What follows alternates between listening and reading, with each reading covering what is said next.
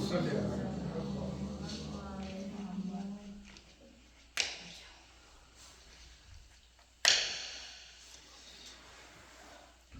بالله من الشيطان اللعين الرجيم.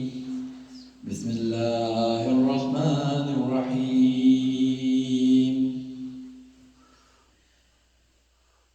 وبكفرهم وقولهم على مريم بهتانا عظيما. آیت نمبر 156 سے سٹارٹ ہو رہا ہے. وبكفرهم وقولهم على مريم بهتانا عظيما وقولهم إنا قتلنا المسيح عيسى ابن مريم رسول الله وما قتلوه وما صلبوه ولكن شبه لهم وإن الذين اختلفوا فيه لفي شك منه ما لهم به من علم إلا اتباع الظن وما قتلوه يقينا بل رفعه الله إليه وكان الله عزيزا حكيما وإن من أهل الكتاب إلا ليؤمنن به قبل موته ويوم القيامة يكون عليهم شهيدا وبظلم من الذين هادوا حرمنا عليهم طيبات أحلت لهم وبصدهم عن سبيل الله كثيرا وأخذهم الربا وقد نهوا عنه وأكلهم أموال الناس بالباطل وأعتدنا للكافرين منهم عذابا أليما لكن الراسخون في العلم منهم والمؤمنون يؤمنون بما أنزل إليك وما أنزل من قبلك والمقيمين الصلاة والمؤتون الزكاة والمؤمنون بالله واليوم الآخر أولئك سنؤتيهم أجرا عظيما. صدق الله العلي العظيم. صلوات جماعت علیہ. السلام علیکم ورحمۃ اللہ وبرکاتہ.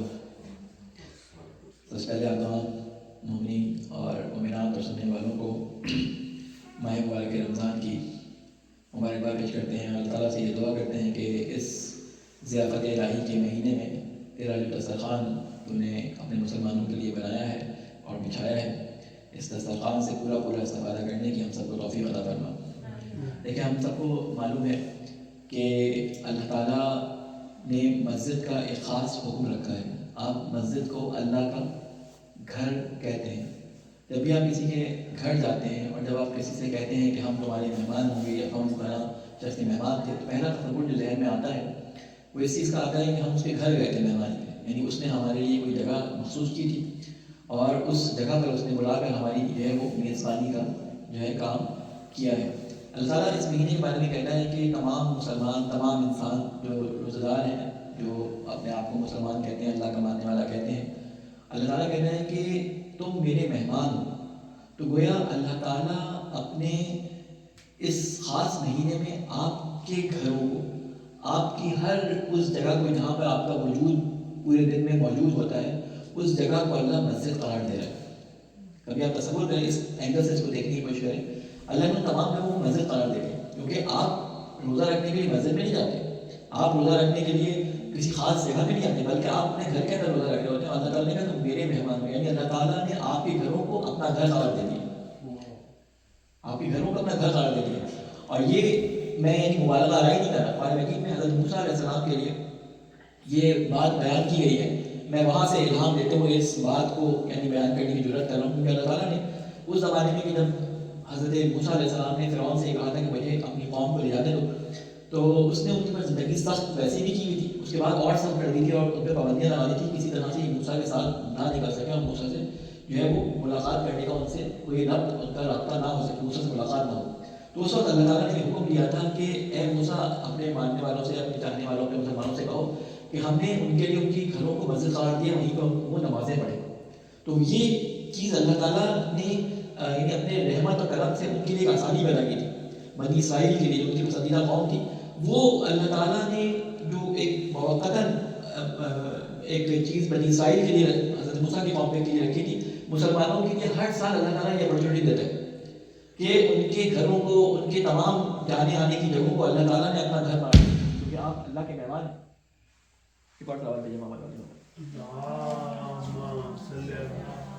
ہم اور آپ اللہ تعالیٰ کے مہمان ہیں، تو لہٰذا اس مہینے کے اندر جو بھی مہمانی کا حق ہوتا ہے وہ ہم ادا کریں. میزبانی کا حق تو اللہ تعالیٰ پورا ادا کر ہی رہے ہیں، اور مہمان کا حق یہ ہوتا ہے کہ جب وہ میزبان کے گھر جائے تو سب سے پہلے اس کا شکر گزار ہو، سب سے پہلے اس کی جو نعمتیں اس نے ہمارے لیے رکھی ہیں ان نعمتوں کا استفادہ صحیح سے کریں. لہٰذا رمضان کے مہینے میں خاص طور پہ ہر جگہ یہ اعلان ہوتا ہی ہے کہ روزے کے بارے میں جب ہم کسی سے سنتے ہیں کہ رمضان آ گیا تو اب خدا نہ خواستہ ہمارے ذہنوں میں بھی بعض لوگوں کی طرح یہ تصور نہ ہے کہ جب روزے کا کہا جائے کہ رمضان تو ہمارے ذہن میں سحری اور افطاری آئے خالی. جب رمضان کہا جائے تو ہمارے ذہن میں یہ آنا چاہیے کہ ہم اللہ تعالیٰ کی دعوت پہ جا رہے ہیں. مانوی رزق زیادہ جسے کہتے ہیں وہ اٹریکٹفل ہونا چاہیے کہ ہم مانوی رزق حاصل کرنے کے لیے اس مہینے کے اندر داخل ہیں. تو بہرحال ایک اور سوال بھیجے محمد والد محمد، اگر نہیں ہو رہا ایک اور سوال بھیجے محمد والد محمد. تو یہاں پہ ہماری بات جو چل رہی تھی وہ عیسائیوں اور یہودیوں، بلکہ یہودیوں سے متعلق چل رہی تھی کہ کس طرح سے انہوں نے حضرت عیسیٰ علیہ السلام کو قتل کیا تھا. اس سے پہلے حضرت یحییٰ علیہ السلام کو قتل کیا تھا. وہ پچھلے درس میں آپ کو میں نے بیان کیا تھا کہ ایک بادشاہ یا ایک والی جو تھا اس نے صرف اپنی ایک جس کو وہ عشق کرتا تھا اس کے کہنے پر حضرت یحییٰ علیہ السلام کا سر ان کو تشت میں رکھ کر ذبح کر کے حضرت یحییٰ کا سر ایک تشت میں رکھ کے اس کو تحفے میں دے دیا تھا. یہ حضرت عیسیٰ کہ جسے کہتے ہیں صلیب والے واقعے سے یہ 2-3 سال پہلے کی بات ہے کہ جب یہ واقعہ ہوا تھا. حضرت عیسیٰ آپ کو معلوم ہے نا کہ حضرت یحییٰ کے کزن تھے، دونوں آپس میں کزن تھے یہ دونوں. تو بہرحال اس کے بعد یہاں پہ فرما رہے ہیں کہ انہوں نے بھی دوسرا کام کیا کہ یہودی، یہ سارے کام یہودیوں کی بات ہو رہی ہے، یہودی یہ کام کر رہے تھے. یہودیوں نے حضرت مریم علیہ السلام پہ بہتان لگایا. ٹھیک ہے، ان پہ بہتان لگایا. اور یہاں پہ آیت میں اللہ تعالیٰ کیا کہہ رہے ہیں وَبِكُفْرِهِمْ، ٹھیک ہے، کہ ان کا کفر اس سبب سے تھا وقولہم، اور ان کے اس قول کی وجہ سے کہ جو وہ انہوں نے مریم کے بارے میں کہا تھا کیا بہتان عظیمہ، کہ انہوں نے مریم پر ایک بہت بہتان عظیم لگایا تھا، بہت بڑا جو ہے تہمت لگائی تھی. وقولہم انا قتلنا المسیح، اور یہ اتنے جری ہو گئے تھے، اتنے زیادہ جرت ان کے اندر آ گئی تھی اللہ تعالیٰ سے نافرمانی کی کہ یہ جرت کے ساتھ کہتے تھے کہ ہم نے مسیح ابن مریم کو قتل کیا ہے. اور ساتھ میں یہ بھی کہہ رہے ہیں کہ مسیح ابن مریم رسول اللہ، جو اللہ کا رسول تھا. یعنی آپ یہ جرت دیکھیں ان کی، یہ بنی اسرائیل وہ پسندیدہ قوم تھی اللہ تعالیٰ کی کہ جس کو اللہ تعالیٰ نے خود انتخاب کیا تھا.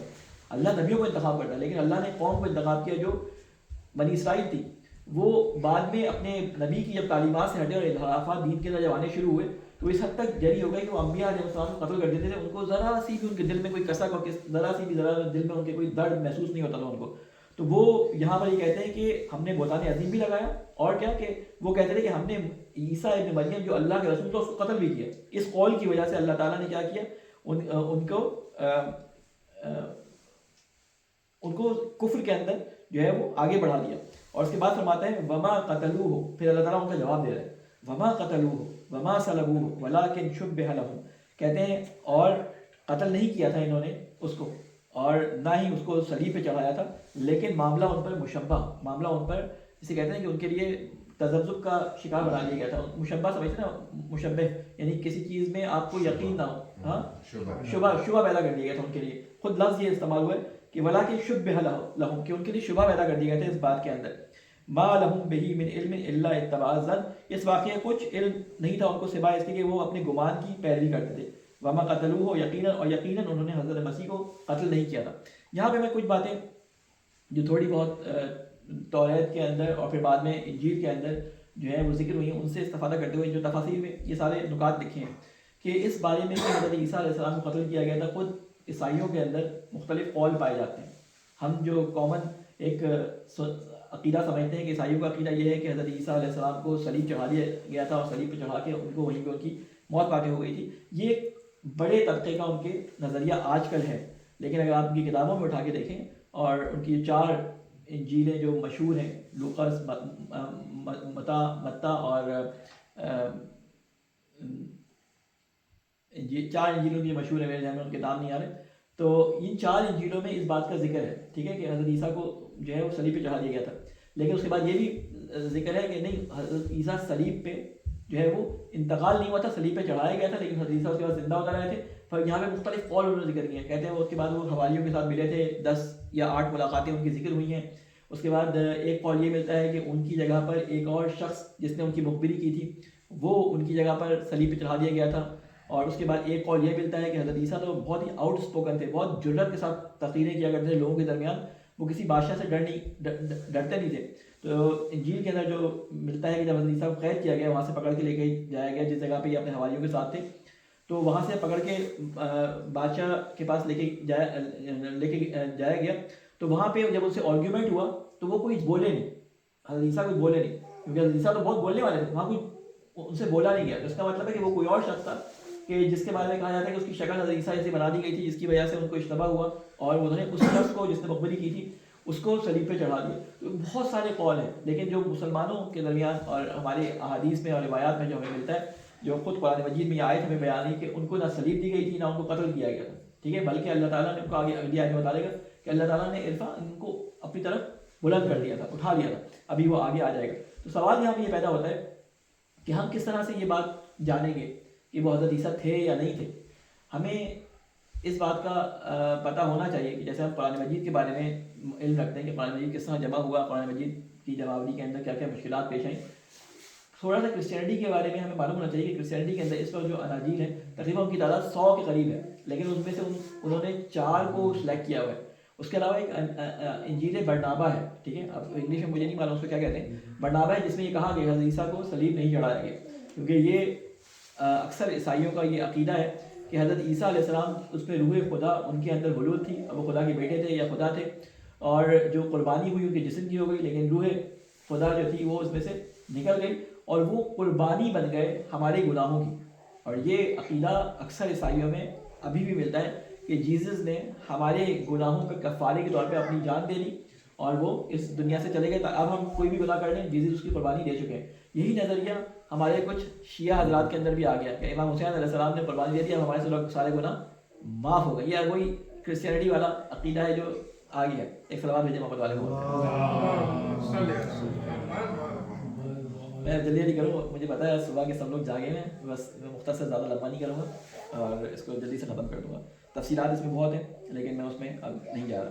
اس کے بعد اللہ تعالیٰ فرماتا ہے کہ بل رفعہ اللہ الیہ وکان اللہ عزیزا حکیما، بلکہ اللہ تعالیٰ نے ان کو اٹھا لیا، ٹھیک ہے، اپنی طرف، اور وکان اللہ عزیزا حکیما، اور اللہ زبردست طاقت رکھنے والا، بڑی حکمت رکھنے والا ہے. بس ایک چیز اور ذکر کر دوں کیونکہ یہ بتا رہا تھا وہ بیچ میں رہ گئی کہ حضرت عیسیٰ علیہ السلام کے بعد انجیل کو تقریباً 300 یا 400 سال بعد جمع کیا گیا، ان کے حواریوں میں سے جمع کیا گیا. جب جمع کیا گیا تو پال سب سے پہلا بندہ تھا جس نے یہ کام شروع کیا، اس کے بعد اور بھی بہت سارے لوگوں نے اس کو جمع کیا، لیکن پال نے اصل میں کرسچینٹی کی اصل جو تعلیمات تھیں وہ پال نے اپنے ہاتھ سے لکھی. جب حضرت عیسیٰ کو پکڑنے کے لیے گئے تو آپ کو مقدمہ معلوم ہونا چاہیے کہ کیا تھا. رومی حکومت تھی، یہودی وہاں پر رومی حکومت کے تحت رہتے تھے. روم کے لوگ الگ اپنے اپنے خداؤں کو مانتے تھے، ان کی ایک الگ ہی مذہب دین ان کا اپنا تھا، ٹھیک ہے نا. وہ ہوا یہ کہ جب یہ شکایت لے کے گئے حضرت عیسیٰ کے خلاف تو اس نے بھیجا اپنے فوجیوں کو.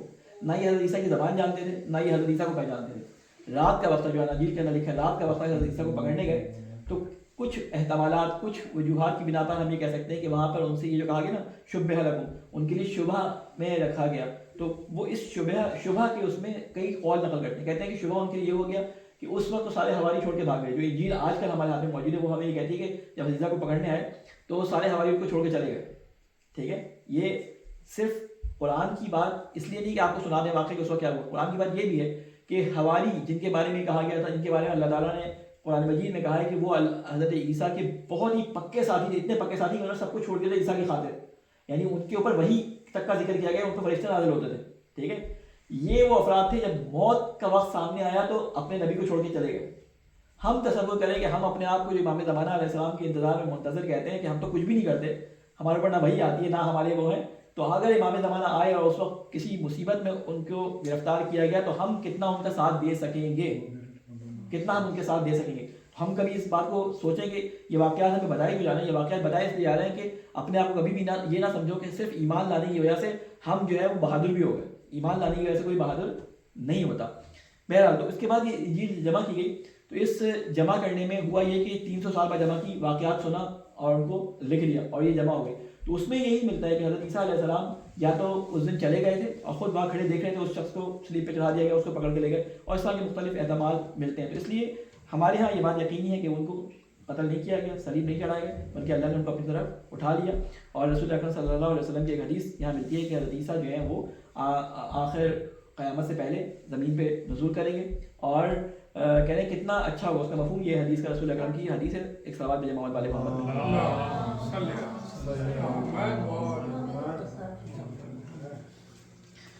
کہ عیسیٰ تمہارے درمیان نازل ہوں گے اور تمہیں میں سے کوئی کسی کی اتباع کریں گے. یہ امام کس کی اتباع کریں گے؟ ہماری روایات میں وہ ملتا ہے نا, وہ روایت کیا ملتی ہے کہ امام زمانہ علیہ السلام کی وہ اتباع کریں گے, ان کے پیچھے نماز پڑھیں گے. اور کہتے ہیں کہ کوئی, ابھی اگلی آیت میں آ جائے گا, آگے آیتوں میں, کہ کوئی اہل کتاب نہیں بچے گا, کوئی عیسائی نہیں بچے گا جو عیسیٰ پہ ایمان نہ لائے. تو جو آج اہل کتاب ہیں یہ سارے کے سارے حضرت عیسیٰ پہ ایمان لے کے آئیں گے, اور عیسیٰ کس کے پیچھے نماز پڑھ رہے ہوں گے؟ تو اس کا مطلب ہے کہ یہ پوری کرسچینٹی جتنی بھی حضرت عیسیٰ کے انتظار میں ہے, جب حضرت عیسیٰ کے آنے کا کوئی یقین ہو جائے گا تو یہ سارے کے سارے مسلمان ہو جائیں گے. یہ سارے کے سارے مسلمان ہو جائیں گے جو قرآن کی پیشن گوئی کے حساب سے پتہ چل رہا ہے. اب اس کے اور کیا مطالب ہیں وہ اللہ ہی بہتر جانتا ہے, لیکن جو سمجھ آ رہی ہے بظاہر بات اس کو ذہن میں رکھتے ہوئے اب یہ آیت سنیے گا. پھر اس کے بعد اللہ تعالیٰ فرماتا ہے وَإِن مِّنْ أَهْلِ الْكِتَابِ إِلَّا لِيُؤْمِنَنَّ بِهِ قَبْلَ مَوْتِهِ, کہتے ہیں مگر ضرور ایمان لائے گا مسیح پر اس کی موت سے پہلے. دیکھیں حضرت عیسیٰ وہ کہتے ہیں مر گئے, نعوذ باللہ, ہم کہتے ہیں نہیں مرے نہیں ہیں, وہ آسمان پہ اٹھا لیے گئے. اللہ تعالیٰ کہہ رہے ہیں کہ عیسیٰ کو اٹھا لیا, الفا یعنی ان کو اٹھا لیا گیا ان کی موت سے پہلے. اور موت کب ہوگی؟ آخری زمانے میں, ان کی موت ہوگی آخری زمانے میں. تو یہاں پہ اللہ تعالیٰ ایک پیشن گوئی بیان کر رہا ہے کیا کہ وَكَانَ وَإِن مِّنْ أَهْلِ الْكِتَابِ, اور نہیں کوئی اہل کتاب میں سے بچے گا مگر ضرور ایمان لائے گا مسیح پر اس کی موت سے پہلے, اور قیامت کے دن ہوگا مسیح ان پر گواہ. یعنی یہ ایک پیشن گوئی ہے کہ ہم کو کہا گیا کہ یہودیوں کی نسبت مسیح تمہارے زیادہ نزدیک ہے, مسلمانوں سے کہا گیا, ٹھیک ہے, زیادہ نزدیک ہے. کیوں کہ آخر میں یہودی تو شاید انحراف کر جائیں, جو اپنے آپ کو ابھی تک انہوں نے اپنی غلط یہودیت پہ اپنے قائم کیا ہوا ہے, لیکن مسیحی ایسے ہوں گے کہ جو حضرت عیسیٰ کا صحیح انتظار کر رہے ہوں گے, حضرت عیسیٰ کو ایکسیپٹ کریں گے, ان کو مانیں گے, اور جب مان کے وہ دیکھیں گے کہ حضرت عیسیٰ کسی پیروی کریں تو خود دین اسلام پہ وہ خود بخود کنورٹ ہو جائیں گے. یہ ایک طرح سے ایک ٹرائنگل سا بن گیا ہے جس میں بتا رہے ہیں کہ پیشن گوئی کی گئی ہے کہ یہ سارے کے سارے مسلمان ہو جائیں گے. فَبِظُلْمٍ مِّنَ الَّذِينَ هَادُوا حَرَّمْنَا عَلَيْهِمْ طَيِّبَاتٍ أُحِلَّتْ لَهُمْ وَبِصَدِّهِمْ عَن سَبِيلِ اللَّهِ كَثِيرًا, کہتے ہیں پس بے سبب ان مظالم کے جو کیے ان لوگوں نے یہودیوں میں سے, حرام کر دی ہم نے ان پر بہت سی پاکیزہ چیزیں جو پہلے حلال تھی ان کے لیے, اور اس بنا پر کہ روکتے ہیں وہ اللہ کی راہ سے بہت زیادہ. یہ یہودیوں کی ایک صفت بتائی گئی تھی.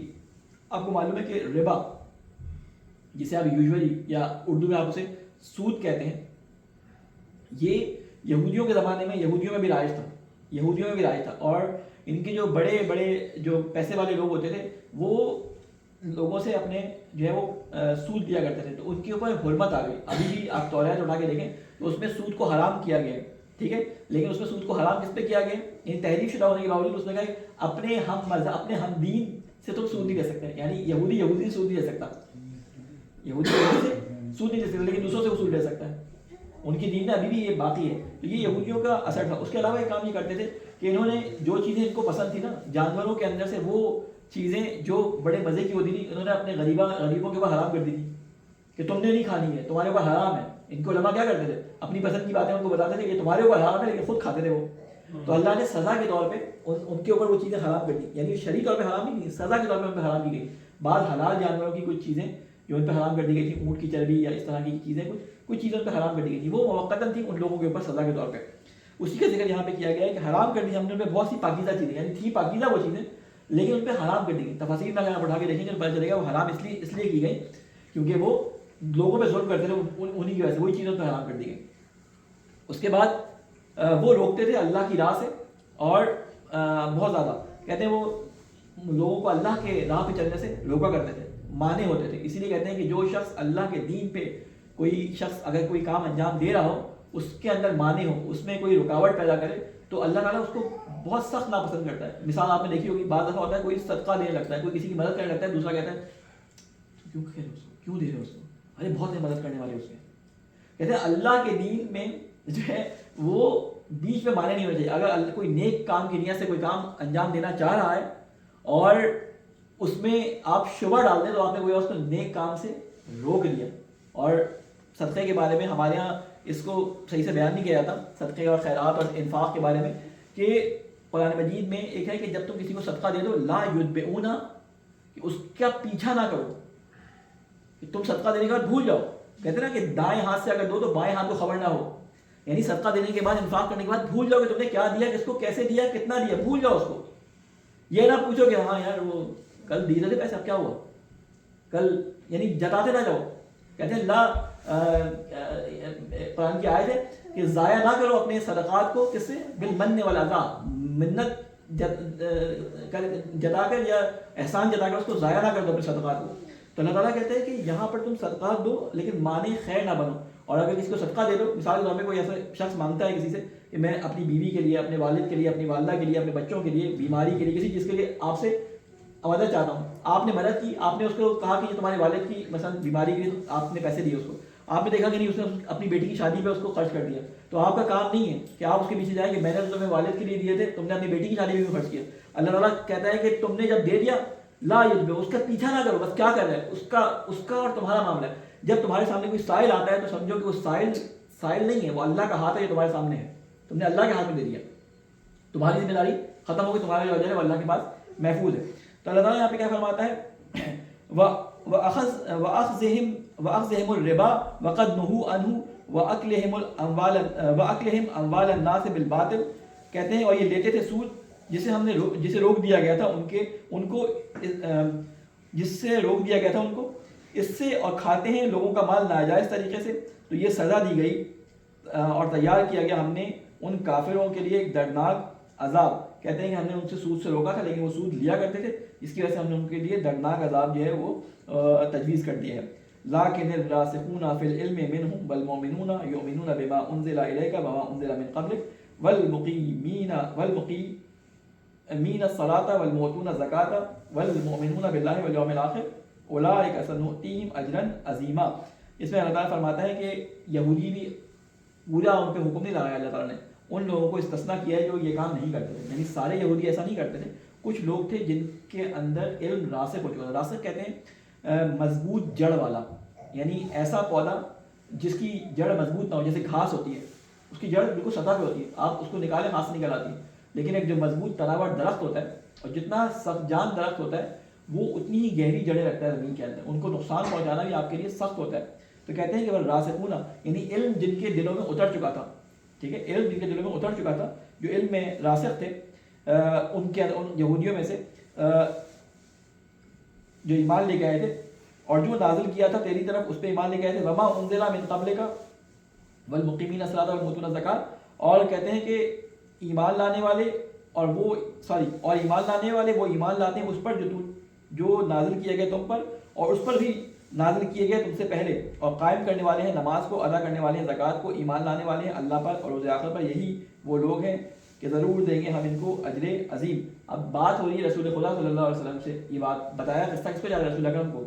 بات ہو رہی ہے رسول اکرم کو کس کے بارے میں, یہودیوں کے بارے میں. کہتے ہیں کہ آپ کے زمانے میں بھی ایسے لوگ کچھ یہودی موجود ہیں, ٹھیک ہے, جو ابھی بھی راسخ الایمان ہیں لیکن ان کو سمجھ نہیں آیا دین, ابھی آپ پہ ایمان لے کے نہیں آئے, اللہ ان کا اجر ضائع نہیں کرے گا. اور یہ موسیٰ کے اوپر بھی اسی طرح ایمان لے کے آتے. بہرحال یہ اب یہ بات کہاں تک ہے, کس کے بارے میں ہو رہی ہے, اس کے دیکھنا پڑے گا کہ مفسرین نے جو ہے اس کے بارے میں کیا کہا ہے کہ کون لوگ دقیقاً اس سے مراد ہیں, یہ اللہ ہی بہتر یہاں پہ جانتا ہے. بہرحال تو اللہ تعالیٰ یہاں پہ فرماتا ہے کہ ہم ان کو اجر ان کا ضرور دیں گے, ضائع نہیں کریں گے آخرت میں ان کا اجر, اور یہی وہ لوگ ہیں کہ جن کا اجر محفوظ ہے. انا اوحینا الیک کما اوحینا الی نوح والنبیین من بعدہ واوحینا الی ابراہیم واسماعیل واسحاق ویعقوب والاسباط وعیسیٰ وایوب ویونس وہارون وسلیمان وآتینا داؤد زبورا. اب یہاں اللہ تعالیٰ نے اپنے دین کی حکمت بتا دی کہ میں نے جو دین تمہیں دیا ہے رسول, ہم نے یہی دین ان تمام پچھلے انبیاء کو دیا تھا. یعنی اسلام کوئی نیا مذہب نہیں ہے, اسلام کوئی نیا دین نہیں ہے, بلکہ اسلام وہی دین ہے کہ جو ہم نے کس کو دیا, ہم نے وہی کی اس کی ابراہیم پر, اسماعیل پر, اسحاق پر, یعقوب پر, اور یعقوب کے بعد آل یعقوب پر, عیسیٰ پر, ایوب پر, یونس پر, ہارون پر, سلیمان پر, وآتینا داؤد زبورا, اور داؤد کو ہم نے زبور دی. اور بس یہ آخری آیت میں پڑھ کر دو آیتیں اپنی بات کو ختم کرتا ہوں, اس کے بعد موضوع دوسرا شروع ہو رہا ہے. اور ورسلا قد قصصناہم علیک من قبل ورسلا لم نقصصہم علیک وکلم اللہ موسیٰ تکلیما. کہتے ہیں کہ ان تمام کے علاوہ اور کچھ رسول اور بھی ہیں, یہ تو ہم نے نام لے لیے, کچھ رسول اور بھی جن کا بیان ہم نے ان کے حالات تمہیں بیان نہیں کیے ہیں، ٹھیک ہے، کچھ کے حالات ہم نے تمہیں بیان کر دیا، کچھ کے حالات ہم نے تم سے بیان نہیں کیے ہیں. ہم نے ان کے حالات تم سے ان کی طرف ہم نے وہی بھیجی تھی اور کلام کیا تھا اللہ نے موسیٰ سے تکلیمہ یعنی کسی چیز کو انسسٹ کرنے کے لیے کلام سے ہی تکلیم نکلا، یعنی موسیٰ سے حتمی ہمیں جو روایات میں اور آیات میں ملتا ہے کہ حضرت موسیٰ سے ڈائریکٹ اللہ تعالیٰ نے کلام کیا تھا، ٹھیک ہے. تو وہاں کا لَكَلَّمَ اللَّهُ موسیٰ تکلیمہ نہیں، موسیٰ سے کلام ایسے کیا تھا جیسے کلام کرنے کا حق ہے. انشاءاللہ یہاں تک ہم آیت نمبر 164 تک ہم اپنی گفتگو کو ختم کرتے ہیں، بس زیادہ اس کو طولانی نہیں کرتے. 156 سے ہم نے جو ہے وہ شروع کیا تھا اور 164 تک، ٹھیک ہے.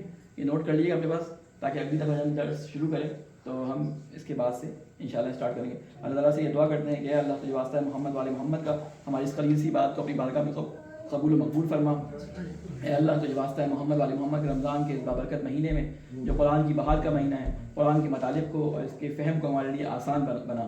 اے اللہ تجھے واسطہ ہے محمد والے محمد کا ہمارے جو برادران اس مہینے میں کوششیں، عبادات اور اپنے صدقات اور خیرات اور جو نیک اعمال انجام دے رہے ہیں اس کو اپنی بارگاہ میں بدرجہ اولا جگہ دے اور ان کو اپنی بارگاہ میں حد اکثر ثواب کے ساتھ جو ہے وہ قبول فرما.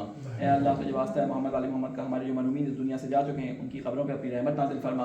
اے اللہ رمضان میں زیادہ سے زیادہ اپنے گناہوں کو ترک کرنے کی ہم سب کو توفیق عطا فرما. اے اللہ اپنے گناہوں کی معافی مانگنے کی ہمیں توفیق عطا فرما. اے اللہ رمضان کی راتوں میں عبادات، تسبیحات اور اذکار کرنے کی ہم سب کو توفیق عطا فرما. اے اللہ دن رمضان کے دنوں میں ہم اپنے اعمال کو تیرے احکامات کے مطابق گزارنے کی ہم سب کو توفیق عطا فرما. اے اللہ تجھے واسطہ ہے محمد والے محمد کا ہمارے جو عوام، ہمارے جو مسلمان بھائی فلسطین کے اندر، پاڑا چنار کے اندر، انڈیا، چائنا، برما اور مختلف جگہوں پر مشکلات کا شکار ہیں، رمضان کے دن ہیں، کہیں پہ سخت سردی کے عالم میں یہ روزے رکھ رہے ہیں، چھتیں ان کے پاس جو موجود ہیں سردی روکنے کے لیے کافی نہیں ہیں. اے اللہ ان کے اس مشکلوں کو ان کے لیے آسان فرما. اے اللہ تجھے واسطہ ہے محمد والے محمد کا ہمارے دلوں میں تمام اپنے مسلمان بھائیوں کے لیے جو بلکہ تمام مظلوموں کے لیے رحم اور محبت عطا فرما. اے اللہ ہمارے امام کی حفاظت فرما، ہمیں ان کے انصار و اعوان میں شامل فرما. ربنا تقبل منا انک انت السمیع العلیم برحمتک یا ارحم الراحمین. کسی کو کوئی سوال اگر ہو تو